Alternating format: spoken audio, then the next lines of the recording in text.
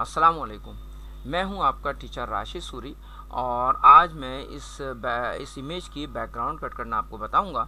वैसे तो हम इमेजेस की बैकग्राउंड कई तरह से कट करते हैं, लेकिन मैं इसकी बैकग्राउंड कट करने के लिए ये बैकग्राउंड इरेजर टूल इस्तेमाल करूंगा।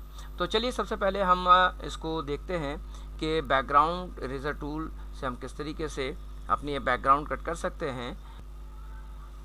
सबसे पहले तो आपको बताता चलूँ कि मैंने एक इमेज ये गूगल से डाउनलोड की है और इसके हम पहले एक डुप्लीकेट लेयर बना लेते हैं कंट्रोल जे करके, और इसके बाद हम यहाँ से अपना ये बैकग्राउंड इरेजर टूल लेते हैं और इसके ऊपर वर्किंग करते हैं।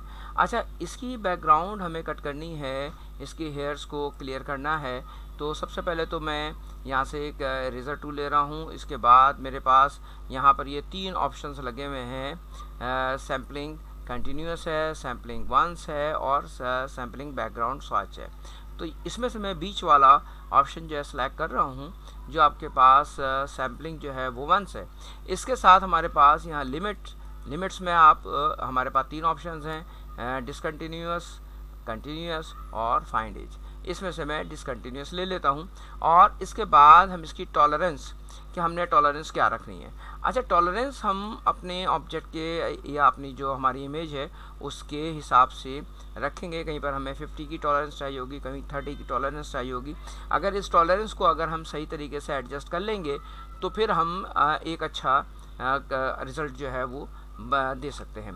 तो चलिए मैं इसको मैंने सेलेक्ट किया है। मैंने जो है अपना ये सैम्पलिंग वन सेलेक्ट की है, डिसकंटिन्यूस लिया है और टॉलरेंस फ़िलहाल 40% ली है और प्रोटेक्ट फॉरग्राउंड कलर पे मैंने ये चेक लगाया है।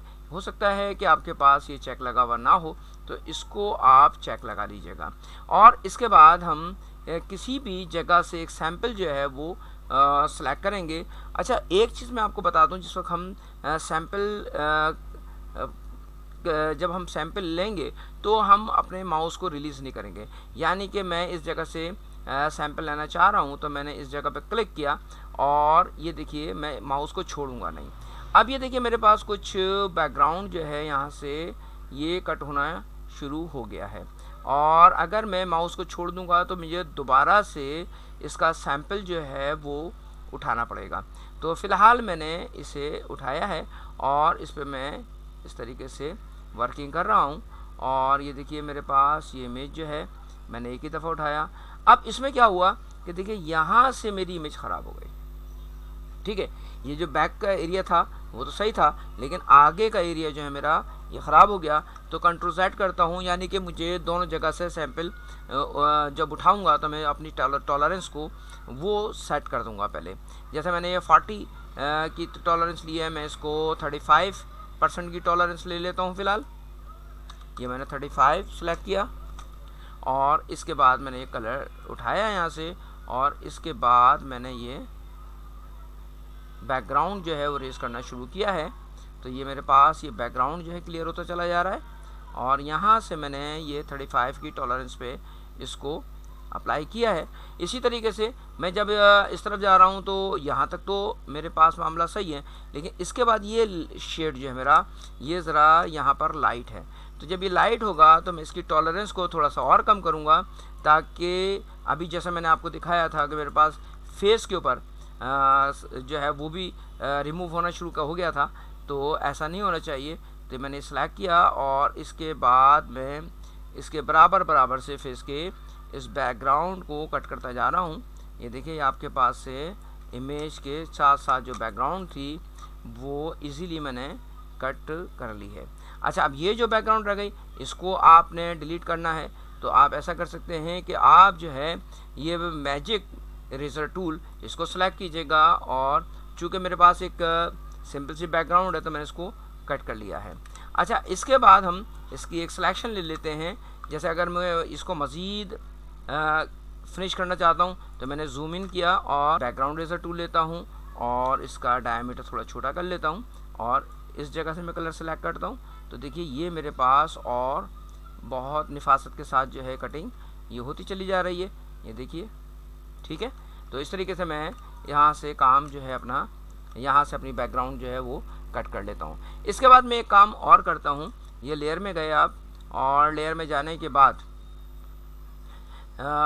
मैं कंट्रोल प्रेस करके इस लेयर थंबनेल में जाके क्लिक करता हूँ, तो मेरे पास इस इमेज की सिलेक्शन आ गई है। सिलेक्शन आ गई तो फिर मैं सेलेक्ट में जाता हूँ, और सेलेक्ट में जाने के बाद यहाँ से रिफाइन एज, इसको सेलेक्ट करेंगे।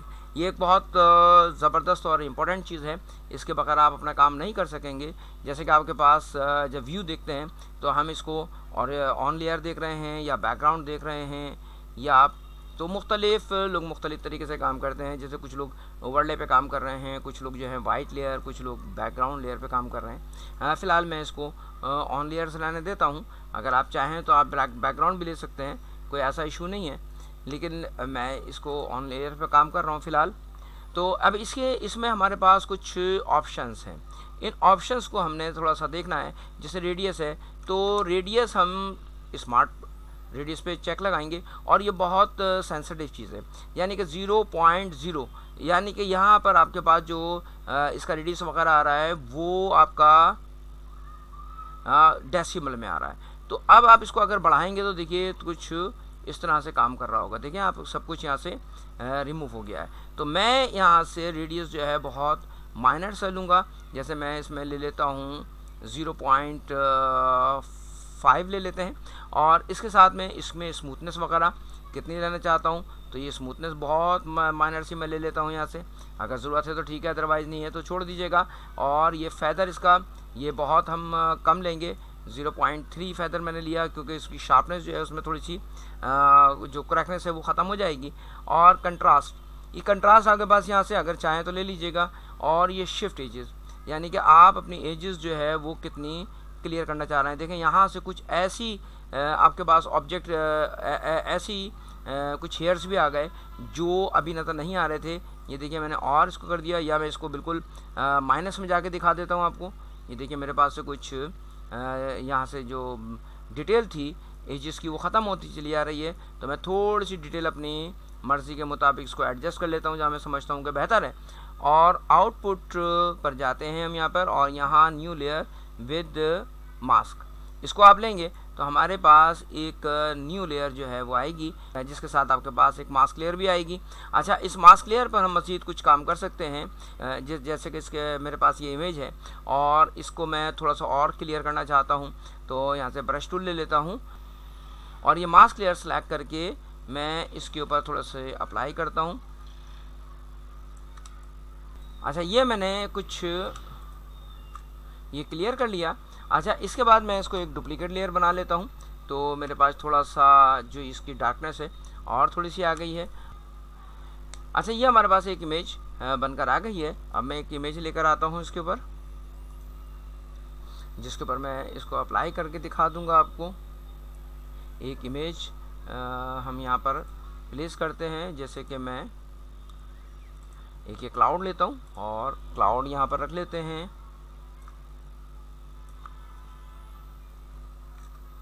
इसको आप चेंज कर लीजिएगा।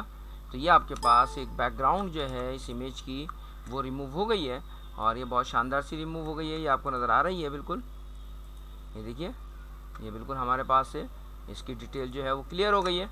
इस तरह हम अपनी इमेजेस की बैकग्राउंड जो है वो बैकग्राउंड रेजर टूल से ख़त्म कर सकते हैं। उम्मीद है कि आपको मेरी क्लास पसंद आई होगी। कमेंट ज़रूर दीजिएगा। नेक्स्ट क्लास तक के लिए इजाज़त दीजिएगा। अल्लाह हाफ़िज़।